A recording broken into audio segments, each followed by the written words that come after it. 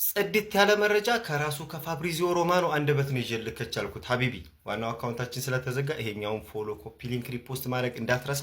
ክለባችን አርሰናል ከሳንድሮ ቶናሊ የቅርብ ሰዎች ጋር በዝውውር ጉዳይ እንደተነጋገሩና ሳንድሮ ቶናሊ ላይ ያላቸው ፍላጎትም ትክክለኛ ነው ብሏል ፋብሪዚዮ ሮማኖ፣ እውነታ ነው ብሏል። እና ግን እስካሁን ክለብ ለክለብ ምንም አይነት ንግግር አልተደረገም ብሏል። ዋናው እኮ መጀመሪያ ፋሚሊ ምናምን ታሰምጣለህ ነው ከወኪሉ ጋር ምናምን ትጨርሳለህ። አንድሬ ቤርታና አርቴታ ከዛ ልጁን አፈፍ ነው።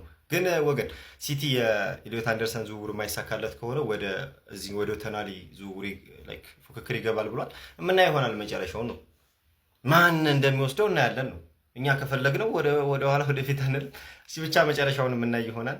መቻቸው ሞርጋን ሮጀርስ የመጨረሻ ውሳኔውን አስተላልፏል። ሀቢቢ ዋናው አካውንታችን ስለተዘጋ ይሄንን ፎሎ ማድረግ እንዳትረሱ። አሁን ነው ከደቂቃዎች በፊት መረጃው የወጣው። አሌክስ ጎልድበርግ ታማኝ ሶርስ ነው ይዞት የወጣው። ሞርጋን ሮጀርስ ለአርሰናልና አርሰናል ብቻ ነው መጫወት የሚፈልገው፣ ሌላ ክለብ የሚባል ነገር የማይታሰብ ነገር ነው ብሎ እና ይሄ የመጨረሻ ውሳኔው ነው ብሏል አሌክስ ጎልድበርግ ማለት ነውና ይሄንንም የተናገረበት አንድ የቼልሲ ምንጭ እኛን ይፈልጋል የሚል ትዊት ያደርጋል እንደምታዩት ማለት ነውና ኖ ተሳስታችኋል፣ የልጁ ፕሪዮሪቲ አርሰናልና አርሰናል ብቻ ነው፣ መዳረሻው እዛ ብቻ ነው የሚል ነገር ይዞ ወጥቷል። ኤድዋርድ ሃግም ከታች አስቀምጦታል። አሁን ያው ሚኬል አርቴታ የገባበት ነገር ከዚህም በፊት ነገር ያቸዋል። ሚኬል አርቴታ ከገባበት አስምጦታል ማለት ነው።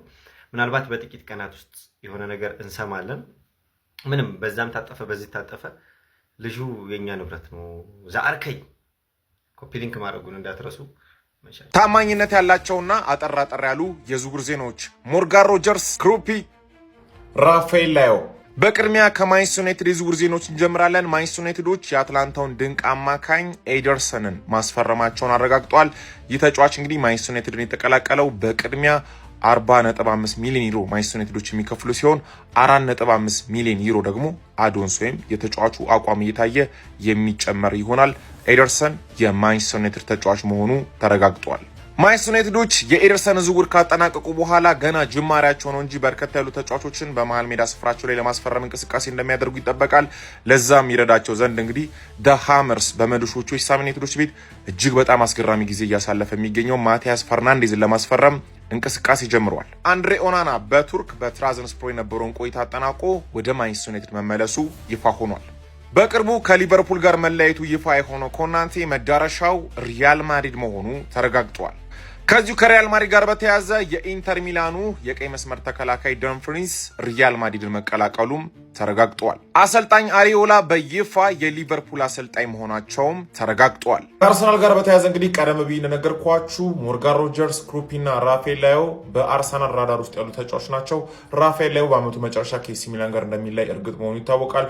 ሞርጋን ሮጀርስም እንግዲህ አስቶን ቪሎች የሚፈልጉት የዝውውር ሂሳብ ወይም ገንዘብ ጠረጴዛ ላይ ከተቀመጠላቸው ለመሸጥ ፈቃደኛ ናቸው። ሞርጋን ሮጀርስም ወደ አርሰናል የመምጣት ፍላጎት አለው። ሚኬል አርቴታ የተጫዋቹ አድናቂ ነው። ክሩፒም እንደዚሁ በዘንድሮው ውድድር ዓመት በቦርንሞዝ ቤት እጅግ በጣም አስገራሚ ጊዜ ያሳለፈ ተጫዋች ነው። አርሰናሎች እንግዲህ በመጪው ክረምት ዝውውር መስኮት እነ ትሮሳርድን ሸጠው ማለት ነው ሌሎችንም ተጫዋቾች ሸጠው ከሚያገኟቸው ገንዘብ በተጨማሪም ጥሩ ጊዜ በማሳለፋቸው በውድድር ዓመቱ በርከት ያለ ገንዘብ አላቸው ለዝውውር ለማውጣት ማለት ነውና ሞርጋን ሮጀርስ፣ ራፋኤል ላዮና ክሩፒ በአርሰናል ራዳር ውስጥ ያሉ ተጫዋቾች ናቸው። ዳኒ ሰባዮስ ከሪያል ማድሪድ ጋር እንደሚለይ ተረጋግጧል። ተጫዋቹም እንደዚሁ አያክስ አምስተርዳምን ለመቀላቀል ከጫፍ ደርሷል። በመጨረሻም ማርኮ ሲልቫ የቤኔፊካ ዋና አሰልጣኝ ሆኖ መሾማቸው ተረጋግጧል። እንደዚህ አይነት ታማኝነት ያላቸውና ፈጣን የዝውውር ዜናዎች እንዲደርሳችሁ ፎሎ ማድረጋችሁን አትርሱ። ግባና ውጣው ሀቢቢ። አሁን የክረምት የመጀመሪያ ፈራሚህን ይዤልህ መጥቻለሁ። ይሄው ጀረሚ ሞንጋ አሁን 100% ማለት ነው ሹርኜ ነው የምነግርህ። ምክንያቱም ሃንድ ኦፍ አርሰናል ላይ የዘገበው ጀረሚ ሞንጋ ከክለባችን አርሰናል ጋር በግል ጥቅማጥቅም ተስማምቷል። ሲቀጥል ጉዳዩን ያደረገው አንድሬ ቤርታ ነው ልጁን ማንቸስተር ሲቲ ራሱ ሲቀጥል ባየር ሊቨርኩሰንን ጨምሮ ሌሎች ስሞች ይፈልጉት ነበር፣ ግን ወየ ብሎ አንድሬ ቤርታ አሳምኖታል። አሁን ከሌስተር ሲቲ ጋር ንግግሮች እንደቀጠሉ ናቸው። ከ10 እስከ 15 ሚሊዮን ውስጥ ይስማማሉ። ጀለስ ከዚህ በኋላ ዶኩ ቁጥር 1 በሊጉ ቁጥር 1 ድሪብለር ነው ምናምን የሚለው ነገር ትተዋለህ። የልጁን ቪዲዮ ሄዳችሁ ጆች አድርጋችሁ ተመልከቱ። የሚያጅብ ልጅ ጭራሽ 16 ዓመቱ ነው የማይመስል ሀቢቢ። ኔክስት ይር መጥቶ ከሆነው ጀማዓ ጋር ነው የሚፎካከ። አሁን ከምናስፈርመው በጣም ያበደ ዊንገር እንኳን ብናስፈርመው ከሱ ጋር ኮምፒቲት የሚያደርግ ልጅ ነው ያስፈረምነው ነው የምልህ። ኮፒ ሊንክ አድርገው ሪፖስት ፎሎ ማድረግ እንዳትረሳ። ይመች። ማድሪድ ፈልጎሻል፣ ወንድ ነሽ፣ ትሄጃለሽ። ወንድ በዚህ ዓመት ነው ከቦሎኛ መጣ። ከዛ በኋላ አልጋው የቱ ጋር ነው አልክ፣ ተኛ ቀረ። ሜካፔ ሜሼ አይላሼ ፀሐይ ክሪ እንትን እዚህ የተቀባውትን እንትኔን ያበላሻል ስትል የለንደን ቺክስ ስትፈጅ ዝም አለ። ለምን? ቀጣይ ዓመት ምርጥ ብቃት ስላለ ትጫወትልናለ ብለን። ማድሪድ ተከላካይ እያሳደደ ነው።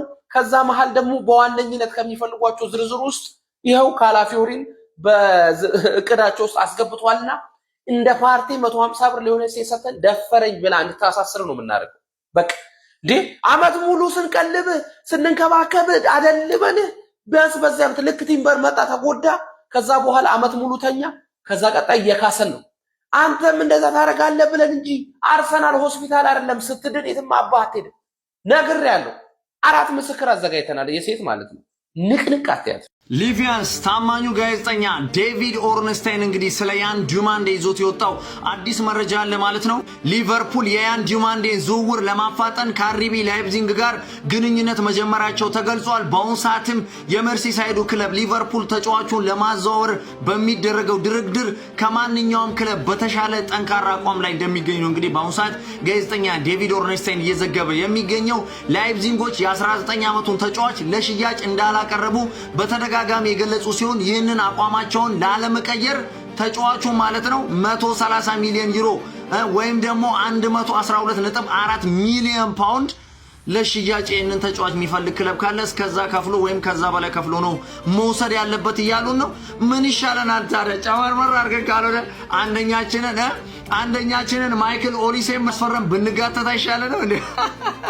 ለማንኛውም ማለት ነው ሊቪያንስ ከምሬ ነው የምላችሁ ሌፕዚጎች ማለት ነው ይህንን ተጫዋች ለመሸጥ ፍላጎት የላቸው ማለት ነው። ምክንያቱም ቀጣይ ዓመት ላይ የዚህ ተጫዋች ዝውውር ምናልባት በዚሁ በሚፈልጉት ሂሳብ እስከ 150 ምናምንና 130 ሚሊዮን ፓውንድ ይሸጥልናል ብለው ስለሚያስቡ ማለት ነው። እናም ከባድ ነው ፋሚሊ ያለው ነገር ማለት ነው። በተጨማሪም ያው ክለባችን ሊቨርፑል አምና 450 ምናምን ሚሊዮን ፓውንድ ስላወጣ ይህንን ያህል ዝውውር ለ19 ዓመት ተጫዋች ይከፍላል የሚል እምነት እኔ እንጃ ሊቨርፑልያን በግል ያላቅም። በእርግጥ ይሄንን ቦታ የሚተካ ገበያው ላይ አሪፍ ዊንገር እሱ ነው እንደሚታወቀው ማለት ነው። እናም ያው የመሐመድ ሳላን ደግሞ ቀዳዳ ለመድፈን ተመራጭም ገበያው ላይ አሁን ካሉ ጥሩ ስታቲክሱ የሚያመለክቱት ይህ ተጫዋች ነው። ለማንኛውም እንግዲህ እስቲ ሊቨርፑልያን ምን ይሆናል ማለት ነው። ከባድ ነው። ለማንኛውም የሚመቻቸው አዲስ ነገር ሲኖር ወዲያው ማሳውቃችሁ ይሆናል። እኔ ግን አንደኛችንን ካልሆነ ኦሊሴን ብንጋተት ይሻለናል። ይመቻችሁ። ለማንኛውም ገባ አንዶኒ ኢራኦላ ቱ ሊቨርፑል ሂር ዊ ጎ። አንዶኒ ኢራኦላ የክለባችን ሊቨርፑል አዲሱ አሰልጣኝ በመሆን በዛሬው ዕለት ማለት ነው እስከ 2028 የሚያቆየውን የ2 ዓመት ኮንትራት ተፈራርሟል ማለት ነው። እንኳን ደስ አላችሁ ሊቨርፑላውያን። በተጨማሪም ጀነራል ዶሚኒክ ሰቦዝ ላይ የክለባችን ሊቨርፑል የ2025 እና 26 ሲዝን የዓመቱ ምርጥ ተጫዋች ተብሎ ተመርጧል።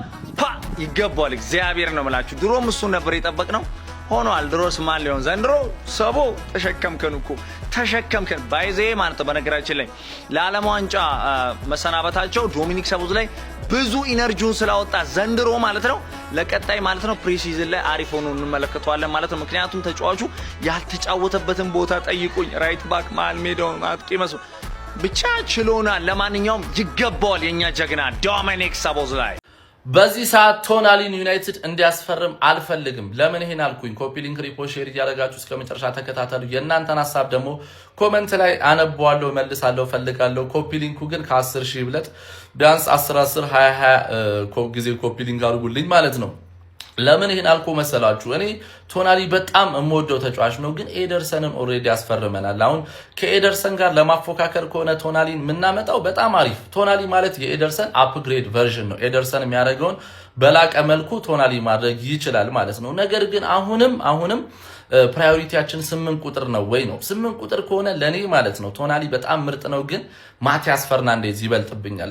የቶናሊ አይነት ተጫዋች ማለት ነው ያስፈልጋል። በእርግጥ ግን ቴክኒካሊ ትንሽ እኔ ጠራጠሯለሁ። በቃ ስለ ቦክስ ቱ ቦክስ እሱ ይሄ ዲፌንሲቭሊ ማድረግ የሚችለውን ነገር ከራይስ ውጪ ማድረግ የሚችል አለ ብዬ አላስብም። ፕሪሚየር ሊግ ላይ የራሱ ቦክስም የተቃራኒ ቦክስም ላይ በፈጣን ይገኛል። ሁለቱም ቦታ ላይ ሲደርስ ደግሞ ማድረግ የሚችለው ነገር ከማንም በላቀ ኳስም ሲነጥቅ የተቃራኒ ቦክስ ላይም ሲደርስ ጎሎችን ማስቆጠር የሚችል ተጫዋች ነው። ነገር ግን ይሄ በጫና ውስጥ ኳስ መቀበል የሚችል አይነት ተጫዋች አይደለም። ቴምፖ ዲክቴት ማድረግ የሚችል ተጫዋች አይደለም።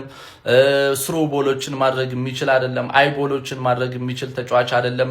በአጠቃላይ ጌም ኮንትሮል ማድረግ የሚችል ተጫዋች አይደለም እና ይሄ ኤደርሰን ከሱ ጋር የሚፎካከርም ተጫዋች ባይሆን እሱ ማድረግ የሚችለውን ኤደርሰን ማድረግ ይችላል ብዬ አስባለሁ። በእርግጥም ማቲያስ ፈርናንዴዝን ከኤደርሰን ጋር እንዲፎካከር ማቲያስ ፈርናንዴዝን ከገንዘባቸው አንፃር ማውጣት የምንችለውም ገንዘብ አንፃር ማቲያስ ፈርናንዴዝን ከሱ ባነሰ ገንዘብ ማግኘት እንችላለን። ከዛ በኋላ ደግሞ ኮቢ ሜኖ ሊያስቀምጥ የሚችል ወይ ደግሞ ሊፎካከር የሚችል 6 ቁጥር ወይ ሸዋሚኒን ወይ ባሌባን ወይ ደግሞ አዳም ዋርተንን ማምጣት ብንችል ማለት ነው። ኢማጂን ኮቢ ሜኖ ቆንጆ ተፎካካሪ ታገኛለች። ኤደርሰን እና ማቲያስ ፈርናንዴዝ ደግሞ እንደ ጨዋታው እያቀያየረ የምናጫውታቸው ተጫዋቾች ይወዳሉ ብዬ አስባለሁ። ነገር ግን ቶናሊም መጥቶ ማቲያስ ፈርናንዴዝም መምጣት የሚችል ከሆነ ለኔ ፐርፌክት ነው ብዬ አስባለሁ። በዚህ ሰዓት ግን ፕራዮሪቲያችን መሆን ያለበት ማቲያስ ፈርናንዴዝ ወይ ሌሎች 6 ቁጥሮች ናቸው ብዬ አምናለሁ። የእናንተን ሐሳብ ኮሜንት ላይ አመሰግናለሁ። ኢሊዮት አንደርሰን ለዩናይትድ አይሆንም። ለምን አልኩኝ? ኮፒ ሊንክ ሪፖስት ሼር እያደረጋችሁ እስከ መጨረሻው ተከታተሉ። ቪዲዮዎች እየወረዱብኝ ስለሆነ አሁን እያንዳንዱ ቪዲዮ ላይ ቢያንስ ከ10,000 ኮፒ ሊንክ በላይ እፈልጋለሁ። ትላንትም አገር ቪዲዮ ነው የወረደው። እግዚአብሔርን ለምን አልኩ መሰላችሁ? አንደኛ ልጁ በጣም ውድ ነው።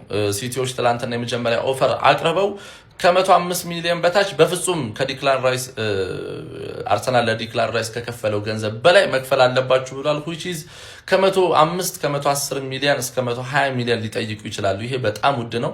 ዩናይትድ ደግሞ አዲስ ህግና ደንብ እንዳስቀመጠ ታውቃላችሁ። ግዢዎች ላይ ኦቨር ገንዘብ በፍጹም አያወጣም። አንደኛ፣ ሁለተኛ ደግሞ ቻምፒዮንስ ሊግ ቦታን ወይ ደግሞ ገንዘብ ስለወጣባቸው ብቻ እንዲመጡ አይፈልግም። ዩናይትድን ፈልገው መርጠውና ወደው ለባጅ የሚጮቱ ተጫዋቾችን ነው ይፈልገው። እነ ኩኛ፣ እነ ላመንስ፣ እነ ሴስኮ ሲመጡ ታውቃላችሁ። ቻምፒዮንስ ሊግ ባይሳተፍም ዩናይትድ ከዩናይትድ ውጪ ወደ ሌላ ክለብ በፍጹም አንጮትም ብለው ነው የመጡት እና ያ የድሮ ሜንታሊቲ፣ የድሮ ፓሽን፣ የድሮ ኢነርጂ እንዲመለስ ይፈልጋል እና አንዱ ምክንያት እሱ ነው። ሁለተኛ ደግሞ በጣም ውድ ነው። ስኳዱን ሪቢልድ ማድረግ የሚፈልግ ቲም ብዙ ቦታዎች ክፍተት፣ ዩናይትድ ሴንተር ባክ፣ ሁለቱም ፉል ባኮች፣ ሚድፊልድ፣ ሌፍት ዊንግ፣ ስትራይከር ይፈልጋል። ብዙ ክፍተቶች ያሉበት ቲም በተቻለ አቅም ፖቴንሻል ያላቸውን በጣም ፌር በሆነ ገንዘብ ለዩናይትድ መጫወት የሚፈልጉ ተጫዋቾችን ያመጣል እንጂ ለአንድ ተጫዋች 120 ሚሊዮን ስኳዱን ሪቢልድ እያደረገ ያለ ቲም ማውጣት አለበት ብዬ አላስብም። እሱም ያወጣል ብዬ አላስብም።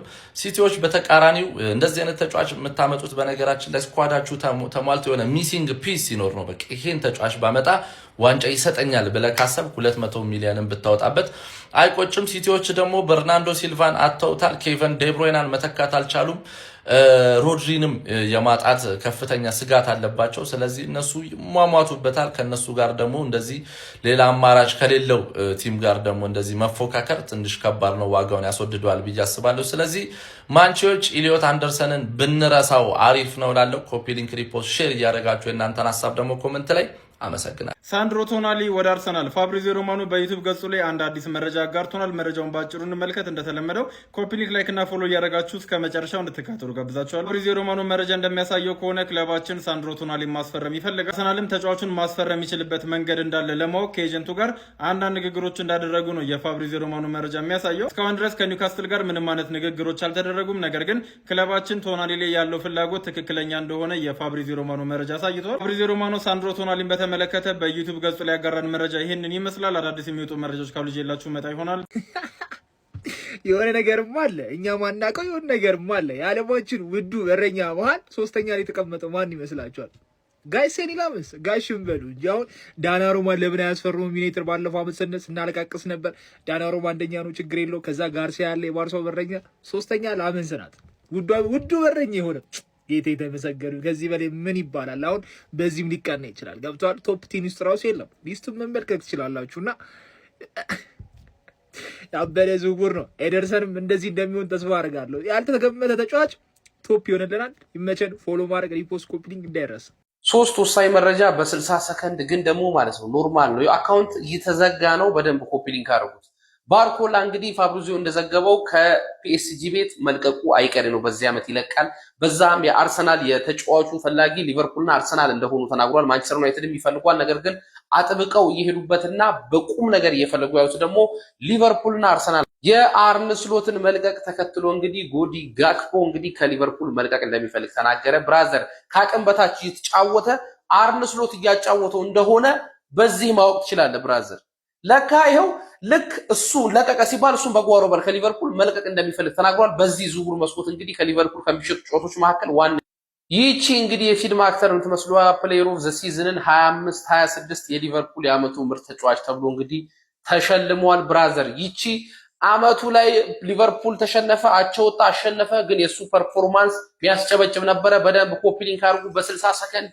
የማንቸስተር ሲቲዎቹ ኮከብ ኤርሊንግ ሃላንድ እና ሮድሪ እንግዲህ ማድሪድን ተቀላቅሏል ወይም ደግሞ እንደሚቀላቀሉ ተረጋግጧል። የተናገረው እንግዲህ ለማድሪድ ፕሬዝዳንትነት የሚወዳደረው የማድሪድ ፕሬዝዳንት እጩ የሆነ ኤንሪኬ ሪከርሜኖ እንደተናገረውም ከሆነ እሱ እንግዲህ እኔም መረጥ ከሆነ በእርግጠኝነት ሮድሪን እና ሃላንድን ወደ ማድሪድ ቤት አመጣለሁ ብሎ ያው ይሄ ዜና ኦፍ ኮርስ እንትን ነው፣ አልተቀላቀሉም። ያው ሲቲ ነው የሚቀጥሉት። ሲቲም ደግሞ ሁለቱን ቶፕ የሚባሉ ተጫዋቾችን ይለቃል ብዬ አላስብም። እና እሱ እንደሚለው ከሆነ ደግሞ ከዛ በተጨማሪ አንድ ኮከብ የሚባል ቶፕ የሚባል አሰልጣኝ ያመጣለሁ። ያ አሰልጣኝ ግን ሞሪኖ አይደለም፣ ሞስት ፕሮባብሊ አርቴታ ሊሆን ይችላል እየተባለ ነው። ቃል በቃል ነው በቃ ስም እየጠራ የሚያወራው እንደዚህ አርቴታ እንትና ሃላንድ እንደምትመለከቱት የሃላንድን ቲሸርት እንደዚህ ዲስፕሌይ አድርጎ ነው ላይቭ ቲቪ ላይ ትናንትና ማለት ብቻ ያ ይሆናል ብሏል። ይሄንን ማላደርግ ከሆነ ማላሳካ ከሆነ ፕሬዚዳንት አድርጋችሁ መርጣችሁ ነገር ግን ሁለቱን ተጫዋቾች ማላመጣችሁ ከሆነ ለ100,000 የማድሪድ ሜምበሮች 100% የሜምበርሺፕ ክፍያቸውን መልስላችኋለሁ። አሁን እንደዚህ አይነት ክሬዚ የሆኑ ነገሮች አሉ። ትዝ የሚላችሁ ከሆነ ፍሎሬንቲኖ ፔሬዝ ሲመጣ ወደ ማድሪድ ወደ ፕሬዚዳንትነት ማለት ነው ፊጎን ከባርሳ አመጣለሁ ብሎ ነበር የመጣውና ፊጎን ማላመጣ ከሆነ የሆነ ነገር ቅጡኝ ብሎ ነበር። ከዛ ትዝ እንደሚላችሁ ደግሞ ከባርሳ ፊጎ ማድሪድን ተቀላቀለ ፔሬዝ እንትን ከሆነ በኋላ የዛን ጊዜ ፊጎና ፔሬዝ ደግሞ ስምምነት ነበራቸው። ስምምነታቸው ምንድነው? እኔ ፕሬዚዳንት ሆኜ ከተመረጥኩኝ ትመጣለህ፣ ፕሬዚዳንት ሆኜ የማልመረጥ ከሆነ ደግሞ የሆነ ያህል ብር ከፍልሃለሁ ነበር ፍሎሬንቲኖ ለፔሬዝ ማለት ለፊጎ ማለት ነው። እና አይ ቲንክ ተመሳሳይ ስታንት ለመጠቀም የሞከረ አስባችሁታል? ዶን ፔሬዝ ላይ ተመሳሳይ እሱ የመጣበትን መንገድ ሲጠቀሙት ጭራሽ ማይሆን ነገር። ቀጣይ ዓመት እንግዲህ ከቶፕ 6 ክለቦች እንግዲህ አንድ መላጣ ብቻ ነው ያለ። ይሄ የሆነ ተንኮል አለበት ማለት ነው። አንድ መላጣ ብቻ እንዴት ሊኖር ቻለ? ጋይስ ጥያቄ መስራት አለብህ፣ ጭንቅላትን ማጠቀም አለብህ። ስለዚህ የሲቲ ደጋፊዎች ዘመናችሁ አብቅጧል። ዘመናችሁ እስከ 2026 እና 25 ነበረ። ከዚህ በኋላ ቻው ቼልሲ።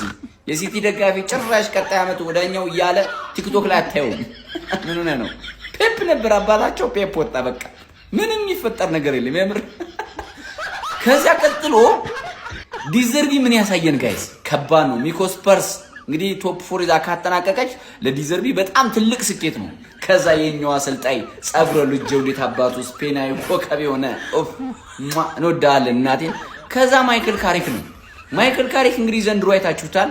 እንግዲህ ሃፍ ሲዝን ማለት ነው። ሃፍ ሲዝን ሰከንዱ እንግዲህ ምን ያህል ቶፕ 6 ክለቦችን ለጥልጦ ጥቅጥጋ ሲይዞ ምን ያህል ፖይንቶችን እንደሰበሰበ ታውቃላችሁ። ምን ያሳየናል? ቀጣይ ከባድ ነው። ሌላኛው ጃቪ ነው። ጃቪ አሎንሶ እንግዲህ ከባድ አሰልጣኝ ነው፣ ግን ቼልሲ ቤት ተጫዋች አለ። አሰልጣኝ ነበር የሚፈልጉት። ይሄን ቡድን ክሬት አድርጎ የሚመሰርት ከሆነ ቼልሲ አስፈሪ ነው። ሌላኛው ሚካኤል አርቴታ ነው። ነባር አሰልጣኝ ነው። ይሄ አሰልጣኝ ማንም የተቃራኒ ክለብ ደጋፊ ብትጠይቀው ቀጣይ ዓመት ማን ፕሪሚየር ሊግ የመብላት ቻንስ አለው ቢባል ሚካኤል አርቴታ ነው የሚባለው። ግን ላይ በላም ይችላል፣ ግን እድል የምትሰጠው ለሚካኤል አርቴታ ነው። ለምን? አንድ በቡድኑ ለቆይቷል። 2 ተጫዋቾች ቢጨምር 2 ተጫዋች 3 ተጫዋች ብቻ ነው። ሶስተኛ ደግሞ ነባር አሰልጣኝ ነው። ዋንጫ በልቷል። የፕሪሚየር ሊግ ዋንጫ የበላ ብቸኛው አሰልጣኝ ማን ነው ብትባል አርቴታ። ማንቸስተር ሲቲ ግን ቆይ ባለ የ30 የ40 ሚሊዮን ተጫዋች ሆነ ኮዳደቀ የተሰራ ነው ይመስልህ? የሆነ ሰውም አይመስልህም ነው። ጭራሽ ዴቪድ ኦርነስቲ ምን አለ? የመጀመሪያ ጥያቄ ማንቸስተር ሲቲ ለኤሊዮት አንደርሰን አቅርቦ ውድቅ ተደርጎበት ለሁለተኛው ይሄው ዞበሩ አለሆኝ ነው ጽፏን ማስተካከለው ብሎ ቆሞላል። ብራዘር እኔ እንደው ሻውን የዚህ አመቱ መሽገር አንተ ነህ ባላ ማንቸስተር ሲቲ አሁን የምትጣበቅብኝ ከአመት አንተ ነህ። ጋርዲዮላ ሄጀ እንጂ ምን የኳክብት ማደኑ መሽቆም። እኔ አሁን ደግሞ ከሲቲ አሁን ኤሊዮት አንደርሰን ምናምን መውጣት ነው ያለብን። ምንም ጨረታውን ከፍ ከማድረግ በቀር ምን ጠቅሞ ነገር የለም። በቃ ማንቸስተር ሲቲ አሁን እንደዚህ ነው። ነይ ሲሻሽው ኤሊዮት አንደርሰን ነይ ተፎካከል ነይ 150 ብር ይዘውተ በጣም እያካበርክ ነው ብሎ ጨዋች በ40 አመጣሽና ማለት ነው። አትሞክሪያቸውም ሲቲዎችን በጣም ያናደው እኮ ማርክ ጉሂም ሊቨርፑል ላይ ነው ተባለ፣ በደሞዝ አመጣው። የትኛውን ተጫዋች ነው ማንቸስተር ሲቲ ይሆን አለ አይደል ጀምሮት ያቃተው? በቃ ይቆልላል፣ ደሞዝ ተጫዋች ያጠገብናል። ይሄው ውሰዱት ቶናሊ ያለልኛ ብራዘር ወይ ጁማንዴ። እሻው ማንን ልትመርጥ ነው?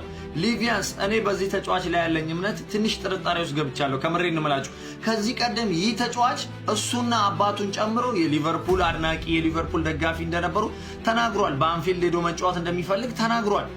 አሁን ደግሞ ማለት ነው አባቴ ፒኤስጂ አድናቂ ነው፣ ፒኤስጂን ከልጅነት ጀምሮ ስመለከተውና ስደግፈው ያደግኩት የምወደው ማደንቀው ክለብ ነው ምናምን እያለን ነው። ጭዌ በጣም የሚያስገርሙ ከምሬ ነው የምላችሁ። በአንድ ራስ ሁለት ምላስ ሁለት ወዶያንም እንግዲህ አንዱ ወስን። ምናልባት ባክ ቱ ባክ ፒኤስጂ 2 የአውሮፓ ቻምፒየንስ ሊግ ስላነሳ ከሊቨርፑል የበለጠ ትልቅ ክለብ መስሎት ነው? ንገሩት ሂስትሪያችንን ካልሆነ። አረ በስመ አብ 6 የአውሮፓ ቻምፒየንስ ሊግ እንዳለን እናስቀይመዋለን። በዚህማ ከምሬ ነው የምላችሁ። እንዴ ምን አስበው ነው ጀለስ በዚህ ሰዓት? ይሄ ማለቱ ፋሚሊ ከምሬ ነው የምላችሁ በጣም መጥፎ ነገር ነው። ምክንያቱም ተጫዋቹ ምናልባት ያው ተታሎ ስኬት ስላየ ሊማለል ይችላል እና ወደ ፒኤስጂ በጣም ያስገርማል።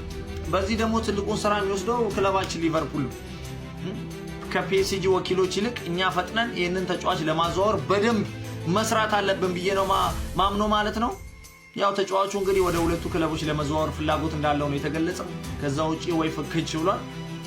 በጣም ነው የሚገርመው። ምንድነው ግን ከዚህ ቀደም እኮ የተናገረው ራሱ ነው። Je joue à Anfield, je veux jouer à Liverpool. Mon père, son rêve est de me voir jouer à Anfield. Ouais, j'ai pas besoin de Kouma, elle sait qu'on est frais, soin. Pas besoin de Kouma, elle sait qu'on est soigné. Aneka avec Bilouki, toujours shooté d'un outfit. D'Apoléma, dans la cabine, un rappeur ça rappe, un seul.